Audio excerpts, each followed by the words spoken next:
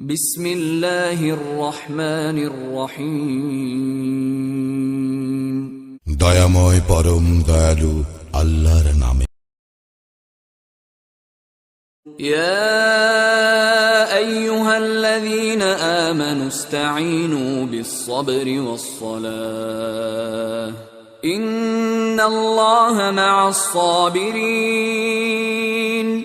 হে মুমিনগণ, ধৈর্য ও সালাতের মাধ্যমে তোমরা সাহায্য প্রার্থনা করো, নিশ্চয়ই আল্লাহ ধৈর্যশীলদের সাথে আছেন। ولا تقولوا لمن يقتل في سبيل الله أموات بل أحياء ولكن لا تشعرون। আল্লাহর পথে যাহারা নিহত হয় তাহাদেরকে মৃত বলিও না, বরং তাহারা জীবিত, কিন্তু তোমরা উপলব্ধি করিতে পারো না।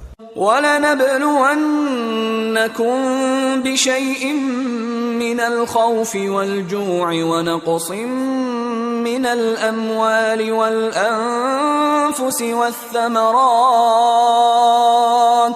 وَبَشِّرِ الصَّابِرِينَ।